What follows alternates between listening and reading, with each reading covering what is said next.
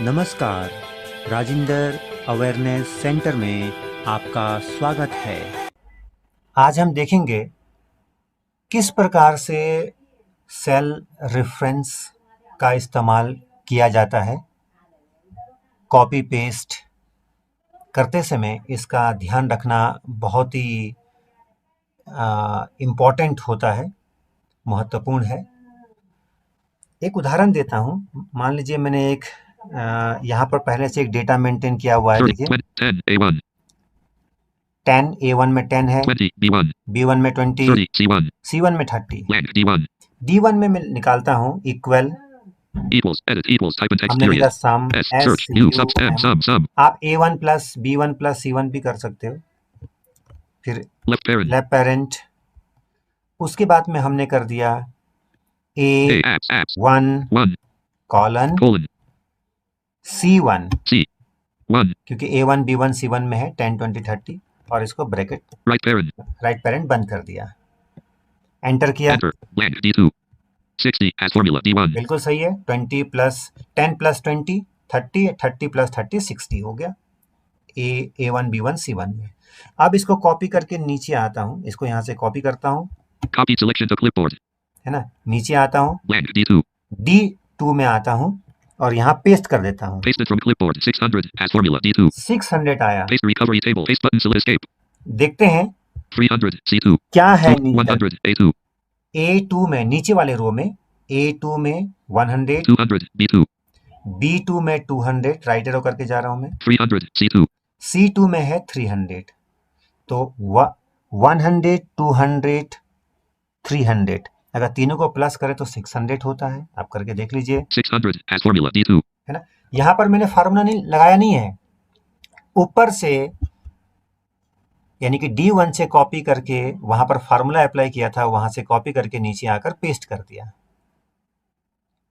तो एक्चुअल में होता क्या है फार्मूला में, अगर हम यहाँ F2 करके देखें, F2 edit equals sum left parent A2 colon C2 right parent, D2 में मैंने F2 कर दिया है, उसके एडिट मोड में गया हूं, home, देख S लीजिए, equals equal S U M सम left parent left parent A2 A2 बन गया। देखिए एक नीचे करके आया, जहां पर ऊपर फार्मूला में मैंने A1 लिखा था, A1 कॉलन C1 लिखा था, यहां पर A2 colon colon C2 C2 हो right parent और राइट पेरेंट आ गया।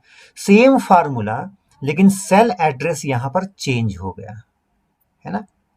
ये वेरिएबल है, यहां पर चेंजेबल है। ये इसको एंटर कर enter देता हूं blank D3 और फिर यहीं से 660 as formula D1 ऊपर 60 को फिर कॉपी करता हूं, copy selection to clipboard नीचे आता हूं, 600 as formula 600 D2 blank D3 D3 में आकर पेस्ट कर देता हूं। pasted from clipboard 6000 as formula D3 6000 paste में देख recovery लेते हैं table क्या paste क्या button है। paste escape 3000 C3 C3 में 3000, 2000 B3 B3 में 2000, 1000 A3 1000 A3 में, यानी कि तीसरा रो में। तो 1000 प्लस 2000 प्लस 3000 तो 6000 होना है, 2000 B 3000 C3 6000 as formula D3 है ना। ये मैंने आसान इसलिए लिया है ताकि आप माइंड में भी कैलकुलेट कर सको, समझने के लिए, कॉन्सेप्ट समझने के लिए। बाकी आप कितना ही बड़ा नंबर ले सकते हो। तो यहां पर देख लेते हैं क्या हुआ होगा। F2 edit equals sum left parent A3 colon C3 right parent type in text period यहां पर इक्वल सम A3 कॉलन C3 हो गया है। यानी कि हुआ क्या, enter blank D4 कहते हैं 6000 as हुआ क्या कि ऊपर जहां हमने D1 से कॉपी किया और जब हम नीचे आए, एक सेल नीचे आया, तो हमने देखा फार्मूला में भी जो सेल एड्रेस था वो एक सेल नीचे आया। और दो सेल जब हम नीचे आए, यानी कि हमने D1 से कॉपी करके D3 में पेस्ट किया, तो जो फार्मूला में लगा हुआ था A1 C1 वो नीचे आकर बन गया A3 C3। यानी कि जितना हम नीचे जाएंगे, फार्मूला में भी जो सेल एड्रेस हमने यूज किया है वो भी उतना ही सेल नीचे आएगा। इसको थोड़ा और देख लेते हैं। 660 as formula D1 मैं प्रैक्टिकल करते हुए आपको समझाऊंगा। कॉपी करता हूं, 660 as formula D1 D1 में 60 आया, उसको कॉपी करता हूं Copy selection to clipboard. और राइट एरो में राइट की तरफ जाता हूं, Blank E1. E1 Blank F1. F1 F1 में जाकर पेस्ट कर देता हूं। Pasted from clipboard 90 as formula F1. देखो F1 में जाकर पेस्ट किया मैंने, D1 से कॉपी किया, फार्मूला लगा हुआ था उसके ऊपर जाकर, और F1 में जाकर पेस्ट कर दिया। तो यहां आ रहा है 90। कितना सेल में गया? तो D1 से एक सेल छोड़ा मैंने, E1 छोड़ा और F1 में पेस्ट कर दिया। और ये आपको पता है कि D1 में क्या फार्मूला लगा है? इक्वल सम ब्रैकेट के अंदर या लेफ्ट पेरेंट के राइट पेरेंट के अंदर क्या है?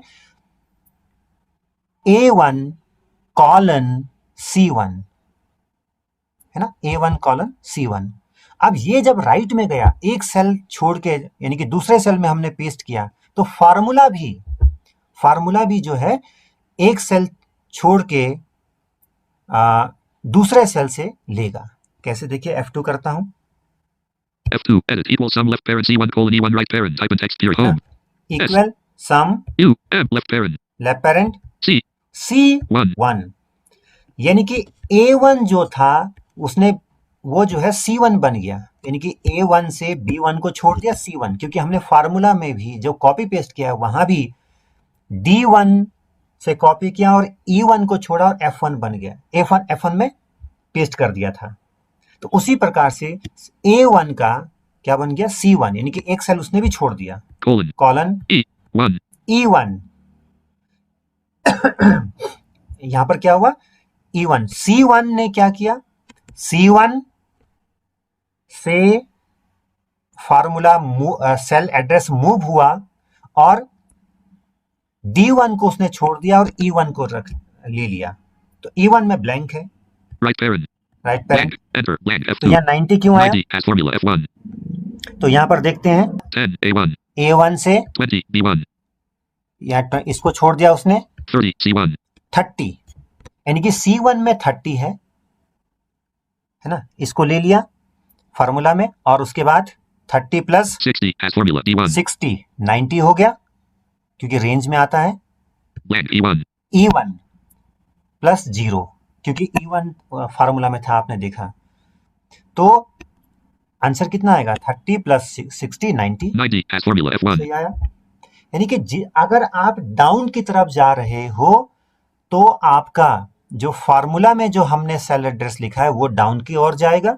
अगर आप राइट की ओर जा रहे हो तो फार्मूला में जो सेल एड्रेस लिखा है वो राइट की ओर, लेफ्ट की ओर जाओगे तो लेफ्ट की ओर, अप की ओर जाओगे तो ऊपर की ओर जाओगे तो ऊपर की ओर सेल एड्रेस जाएगा, है ना।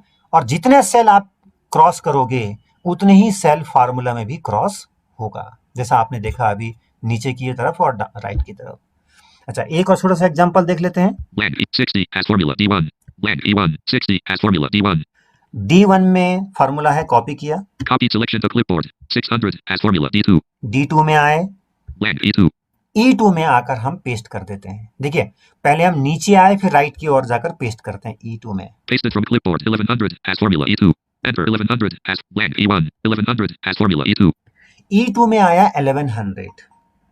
अब आपको कंफ्यूजन हो सकता है, हम पहले D1 से हमने कॉपी किया, नीचे आया D2 में, फिर राइट की ओर गए E2 में और वहां जाकर पेस्ट कर दिया, है ना। तो यहां पर क्या होगा? यहां पर दो बातें हुई है, रो चेंज हुआ है, यानी कि जो रो नंबर 1 था उससे हम उसके बाद रो नंबर 2 में आए हैं।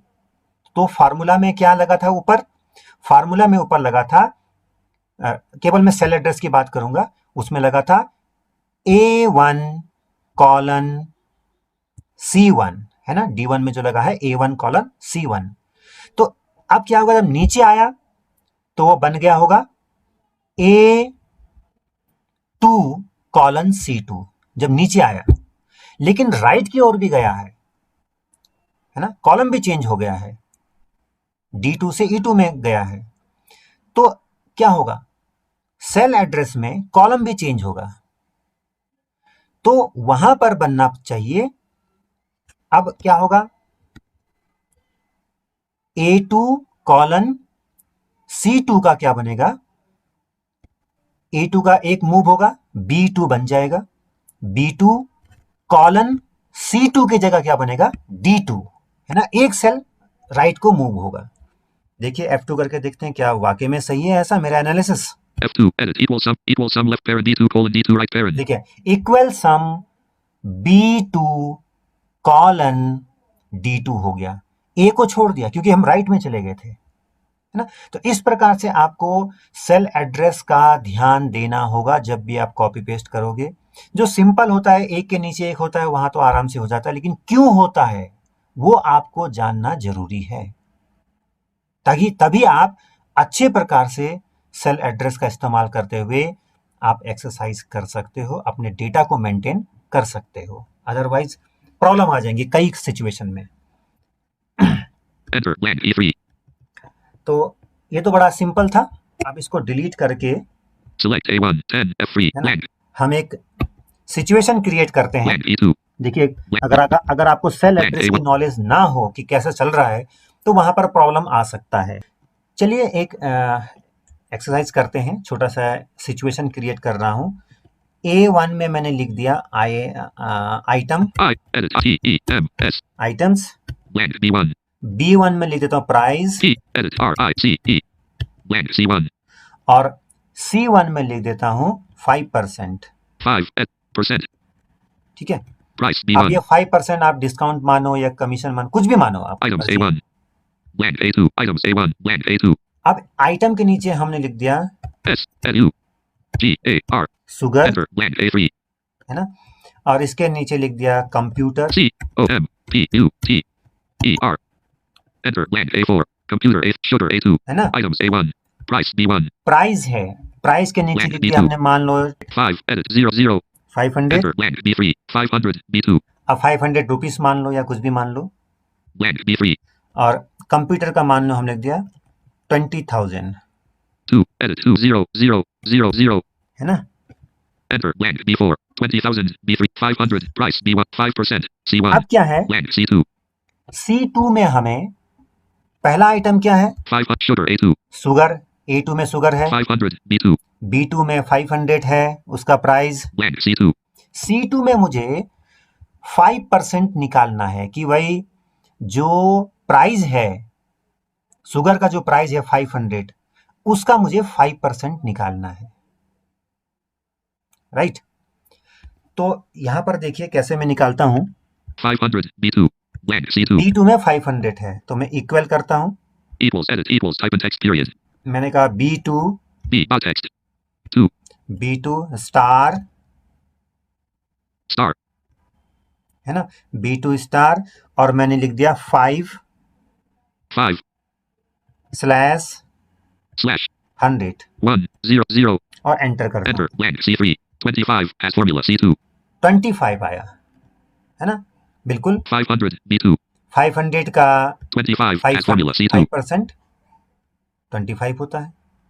अब देखते हैं, इसको कॉपी करते हैं copy selection to clipboard और नीचे आते हैं, blank C3 C3 में आया और हमने यहाँ पर पेस्ट कर दिया। pasted from clipboard 1000 as for 1000 as formula 20,000 B3 1000 as formula C3 तो यहाँ पर 5% 1000 हुआ, 20,000 का 5% 1000, तो सिंपल सा हम गिने, अगर हम देखें कि 20,000 का 10% होता है 2000, उसका आधा कर दो 5000, सिंपल प्रैक्टिकल में भी समझ सकते हैं। 1000 F2 as करते हैं, formula F2 edit equals B3 star 5 slash 100 देखो B2 का बन गया B3 star 5 slash 100, equals B3 star 5 slash 100 तो B2 का B3 बन गया, वो वेरिएबल है। जब हम सेल एड्रेस देते हैं तो वो चेंजेबल होता है, कॉपी पेस्ट के साथ वो सेल एड्रेस चेंज होता है। अभी तो हमने देखा, यही पिछला जो हमने किया था एक्सरसाइज या थोड़ा सा हमने डेमो दिखाया था उसमें भी यही किया। और जो कांस्टेंट यानी कि जो हमने नंबर लिखा वो कांस्टेंट है, 5 और स्लैश 100 ये कांस्टेंट है, क्योंकि सभी का हमें 5% ही निकालना है, तो 5 स्लैश 100। केवल B2 B3 B4 ये चेंज होगा, तो इसलिए हमने क्या किया कि जो चेंजेबल है कॉपी पेस्ट करने पर, जो जिसको चेंज होना है उसका हमने सेल एड्रेस लिखा, और जो चेंज नहीं होना है वो हमने सीधे नंबर से लिख दिया। enter लेकिन blank इससे एक C4 प्रॉब्लम आती है, इसी में थोड़ा सा डेटा मेंटेन करने में 1000 ये प्रॉब्लम आएगी। 25 5% C1 मान लो ये 5% है, अब 5% इसको आपने कर दिया 50%, 5 edit 0 मान लो 50% छूट दे रहे हो, Enter 25 as 50%. C1. C1 में 55% है, लेकिन 25 as formula C2. देखिए यहाँ पर 25 का 25 ही रहा, 1000 as formula C3. यहाँ पर 1000 का 1000 ही रहा। तो इसका Enter मतलब ये 1000 हुआ as form जो ऊपर 25 50% C1. जो 50% लिखा है, जहां पर पहले 5% था इसमें 50% C1. C1 में, उसका नीचे जो हमने कैलकुलेट किया उससे कोई संबंध स्थापित नहीं हुआ, इसलिए जो है ये डायनेमिक वे में हमारा डेटा अरेंज नहीं हो पाया। तो तो हमें जो कांस्टेंट बनाने का जो हमने तरीका देखा कि हम डायरेक्ट नंबर लिख दे तो वो कांस्टेंट हो जाता है, और सेल एड्रेस लिखे तो वो चेंजेबल होता है। ये हमने एक बात देखी। अब इसी का राइट साइड में एक और मेंटेन कर लेता हूं। Blank D1. D1 में मान लीजिए हमने लिखा, इसमें हम लिख देते हैं 50%, 5 edit 0. है ना, percent, Percent. Enter blank D2. 50% D1. ठीक है। राइट साइड में 50% C1. C1 में 50% है, इसको दोबारा मैं 5 कर देता हूँ, 5 edit 5%. Type in ऐसा कोई text फर्क here. नहीं पड़ता, 50%. 5% C1. है ना। 50% D1. D1 में आया 50%। अब नीचे आते हैं Blank D2. D2 में, राइट। अगर मैं मैं चाहता हूं कि D1 में जो 50% है उसको भी फार्मूला में लूं, तो देखिए equal, Equals edit equals type in text period. है ना, इक्वल आया, और D date. D1, 1. है ना, 50%, D1 लिखते ही 50% आ गया, स्टार, Star. और 500 किस में है, B2 में, B text 2. है ना। B2 में प्राइस मेंटेन है क्योंकि B1 में प्राइस लिखा है तो प्राइस है। एंटर करते हैं, Enter blank D3. 250 as formula देखो D2. 250 आया, बिल्कुल सही आया, है ना। यहाँ पर जहां मैं परसेंट बोला तो परसेंट स्पेलिंग में नहीं लिख रहा हूं, सिंबल लगा रहा हूं। यहां से Blank 250 as formula D2. Copy करता हूं Copy selection to clipboard. और नीचे आता हूं, Blank D3. और नीचे आकर पेस्ट कर देता हूं। Pasted from clipboard. 5 million as formula D3. 5 million answer आया, किसका, यानी कि Computer A3. कंप्यूटर है A3 में, नीचे वाले रो में, 20,000 B3. B3 में 20,000 है, और उसके बाद 1,000 as formula C. ये तो खैर पहले निकाला था। 5 million as formula D3. D3 में जब मैंने निकाला सेल एड्रेस को लेकर, तो इसमें 5 मिलियन आ गया। ऐसे कैसे हो सकता है कि 20,000 का 50% 5 मिलियन आ जाए, है ना। तो यह फार्मूला क्या बना होगा, यहीं पर आपको समझना है सेल एड्रेस, क्योंकि हमने ऊपर दोनों सेल एड्रेस, परसेंटेज के लिए भी सेल एड्रेस लिया था, और स्टार करके B2 भी हमने सेल एड्रेस लिया, है ना। तो F2 कर देते हैं, F2 edit equals D2 star B3. देखो equal D2 star B3। B3 तो बिल्कुल सही हुआ क्योंकि वो तो डायनेमिक होना चाहिए था, B3 का निकालना था हमें, लेकिन D1 होना चाहिए था यहां पर, लेकिन हो गया क्या, D2, Equals D2 star B3. है ना, D2 स्टार D3। तो यहां चेंजेबल है, सेल एड्रेस लिखा तो चेंज हो गया। तो Enter अब blank D4. हमें क्या करना है, 250 as formula 50%. D1 250. हमारी यहाँ बाध्यता ये है कि हमें सेल एड्रेस लिखना। पहले वाले केस में, जस्ट इससे पहले वाले जो कॉलम में मैंने लगाया था, सी वाले कॉलम में, तो वहां मैंने सीधा B2 स्टार 5/100 लिख दिया था।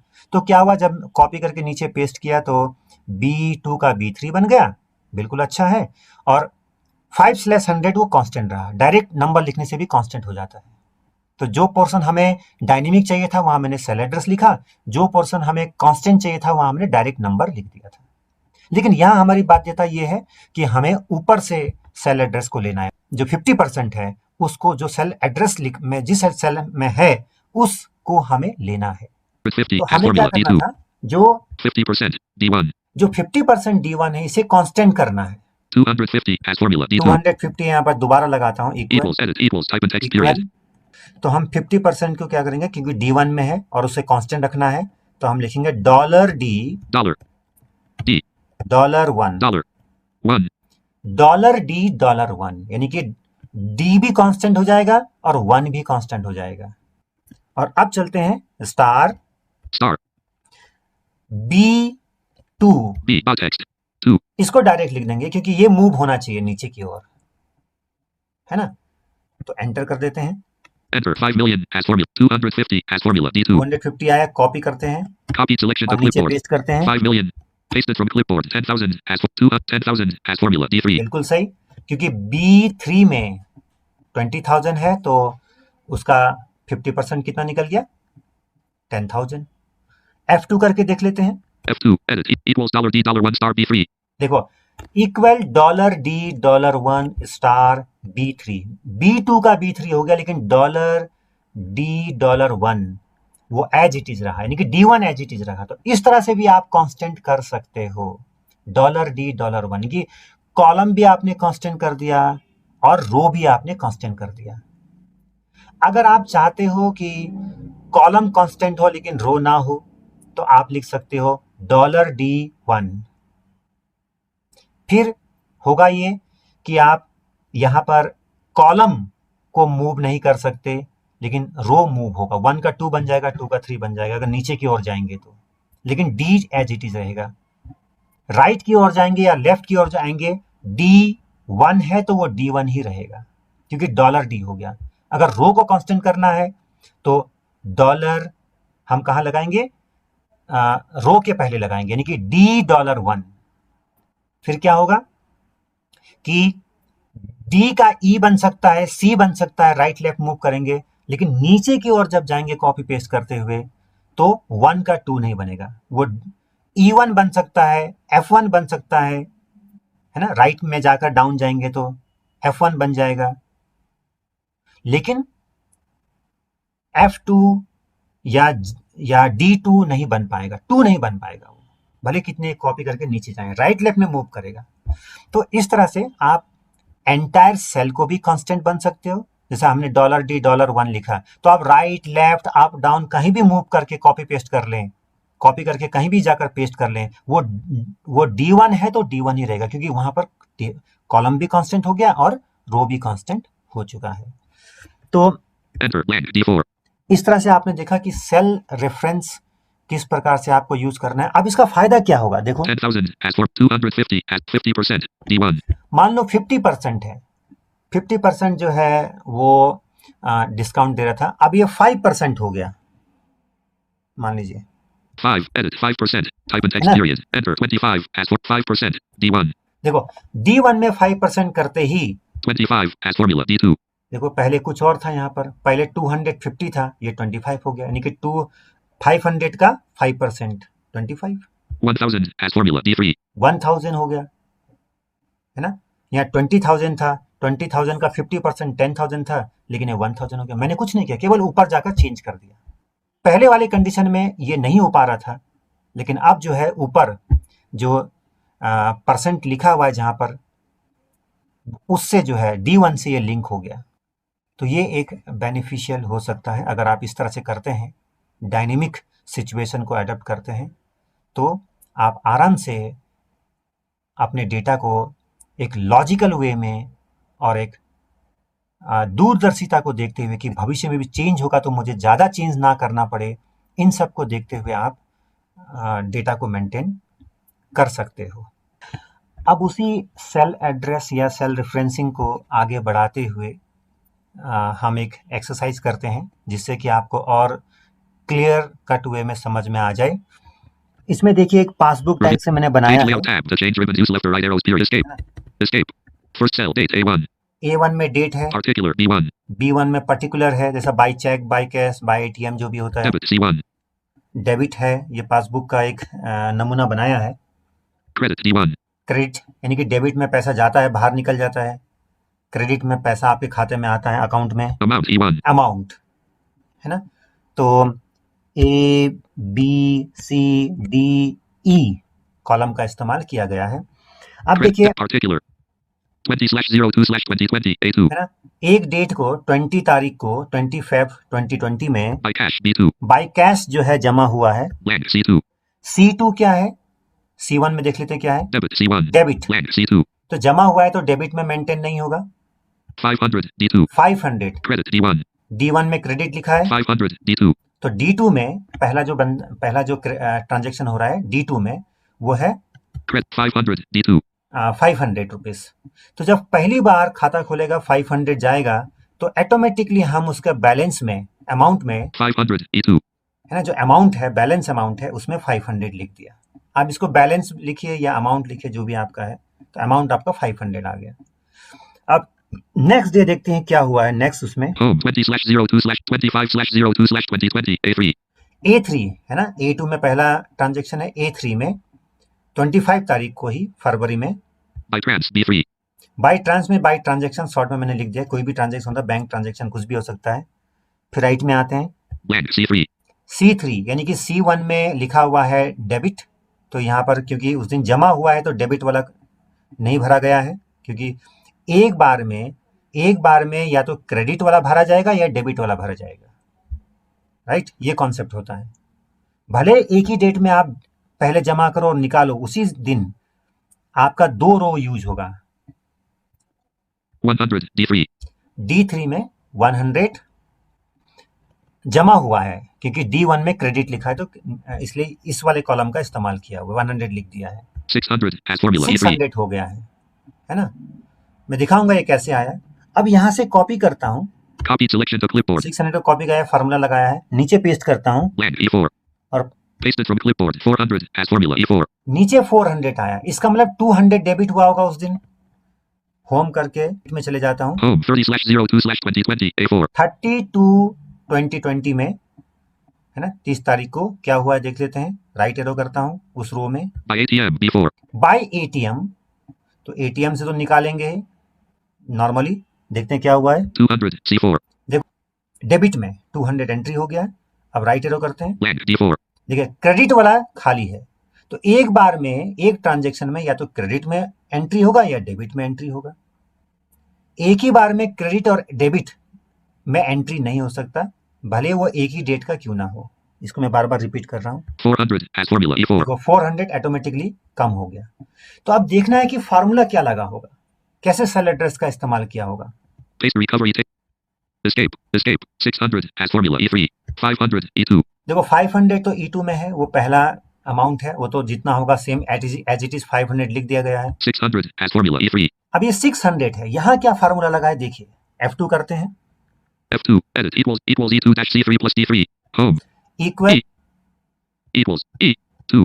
E2। अब E2 में क्या है, अमाउंट है, मैं E3 में फार्मूला लगा रहा हूं ना, E2 dash dash C3. C3, E2 dash C3 यानी कि E2 से हमने माइनस किया C3, E2 जिसमें 500 अमाउंट है, C3 नीचे वाला एंगल बन रहा है C3 यानी कि जो हमारा डेबिट है, क्योंकि डेबिट माइनस होगा, plus plus D3. Plus D3 उसके राइट साइड वाला जो क्रेडिट वाला है D3, Blank. और हमने enter Enter 400 as 600 as formula E3. है ना, तो हमारा 600 आया, यानी कि 500 प्लस नीचे वाले रो में जो क्रेडिट वाला जो डेबिट वाला है उसको माइनस कर दिया, माइनस C3 प्लस D3, यानी कि यहां पर जो क्रेडिट है वो तो प्लस होना ही है।